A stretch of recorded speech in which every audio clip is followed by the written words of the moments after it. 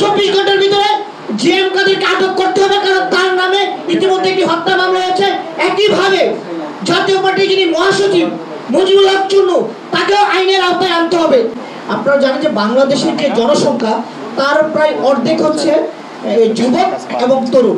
আপনি এই বৃহৎ একটি জনগোষ্ঠীকে যদি সঠিকভাবে কাজে লাগাতে না পারেন, যদি তাদেরকে উপযুক্ত কর্মে না দিতে পারেন, তাহলে দেশের উন্নয়ন কিংবা দেশের নিরাপত্তা নিশ্চিত করা কোনোভাবেই সম্ভব না।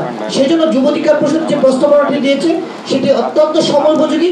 আশা করি এই অন্তর্বর্তীকালীন এই সরকার এই প্রস্তাবনাগুলো বিবেচনা করবেন এবং পরবর্তীতে যে রাজনৈতিক দল ক্ষমতায় আসবেন বা রাজনৈতিক সরকার ক্ষমতায় আসবেন তারাও বিষয়টি বিবেচনা করবেন। তো আমরা আসলে যে বিষয়টি বলছিলাম যে 7 দফা প্রস্তাবনায় বেশ কিছু গুরুত্বপূর্ণ বিষয় রয়েছে। আপনারা দেখেন যে আমাদের দেশে যে কৃষি ঋণ, আসলে এখানে কৃষকরা সহজ শর্তে ঋণ পায় না, কিংবা আপনি নতুন কোনো কর্মসংস্থান করতে গেলেও সেখানে কিন্তু সহজ শর্তে কিংবা স্বল্প সুদে ঋণ পাওয়া যায় না। এখানে যারা বড় ধরনের সিন্ডিকেট রয়েছে তারাই মূলত বড় ধরনের সুবিধাটি তারা সবসময় নিয়ে থাকে। ফলে যে নতুন করে কর্মসংস্থান হওয়া কিংবা নতুন করে কিছু নতুন করে কোনো মানুষ যে উদ্যোগ নিয়ে কর্মসংস্থানের সৃষ্টি করবে সেটা কিন্তু না। ফলে নতুন করে আসলে কর্মসংস্থান বৃদ্ধি পায়। আমাদের দেশে প্রচুর শিক্ষিত তরুণ পড়াশোনা শেষ করে বড় একটি অংশ কর্মের বাজারে ঢুকে, কিন্তু প্রকৃতপক্ষে তাদের উপযুক্ত কর্ম না থাকার কারণে দেশে বেকারত্ব বাড়ছে, খুন রাহাজানি এবং বেকার যুব সমাজ যখন কোনো সঠিক কর্ম না পায় তখন সমাজে বিভিন্ন অপরাধমূলক কর্মকাণ্ডগুলো বৃদ্ধি পায়। ফলে আমরা আশা করি যে এই তরুণদেরকে এবং যুব সমাজকে কর্মমুখী করার জন্য বর্তমান অন্তর্বর্তীকালীন সরকার কিংবা পরবর্তীতে রাজনৈতিক সরকার তারা কর্মমুখী শিক্ষার উপর জোর দিবে। আর একটা বিষয় আমি বলে আমার বক্তব্য শেষ করব।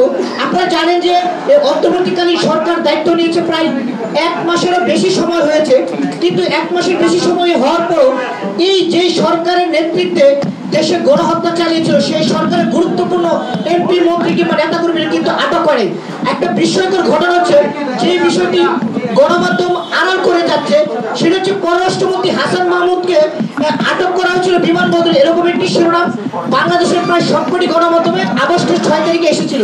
কিন্তু দুঃখজনক বিষয় হচ্ছে আমরা পরবর্তীতে তাকে কোনো আইনের কোনো সোর্সের কোনো আইন শৃঙ্খলা বাহিনীর কাছে সোপর্দ করতে দেখিনি, বরং আমরা কিছুদিন পরে বিভিন্ন সূত্রে জানতে পারলাম তিনি বিদেশে পালিয়ে গেছেন। গণমাধ্যমের বরাদ্দে আমাদের প্রশ্ন হচ্ছে বর্তমান সরকারের কাছে এবং স্বরাষ্ট্র উপদেষ্টার কাছে যে একজন সাবেক পররাষ্ট্রমন্ত্রী বিমানবন্দরে আটক হওয়ার পর গোয়েন্দা সংস্থার কাদের যোগ সদস্য এবং কত টাকার বিনিময়ে তিনি বিদেশে পালিয়ে গেছেন এটি জনগণের কাছে স্পষ্ট করতে হবে। আপনারা জানেন যে গত 15 বছর এই স্বৈরাচারকে টিকে থাকার জন্য একচ্ছত্রভাবে সর্বোত্তম এবং নগ্নভাবে সমর্থন দিয়ে আসছে জাতীয় পার্টি। সেই জাতীয় পার্টির প্রধান জিএম কাদের নামে হত্যা মামলা হওয়ার পরও একজন ব্যক্তি কিভাবে গণমাধ্যমের সামনে কথা বলে আইন শৃঙ্খলা বাহিনী কোনো ব্যবস্থা নেওয়া নেই। আমরা আজকে এখানে স্পষ্ট বলছি আগামী 24 ঘন্টার ভিতরে জিএম কাদেরকে আটক করতে হবে, কারণ তার নামে ইতিমধ্যে একটি হত্যা মামলা হয়েছে। একইভাবে জাতীয় পার্টির যিনি মহাসচিব মুজিবুল হক চুন্নু, তাকেও আইনের আওতায় আনতে হবে।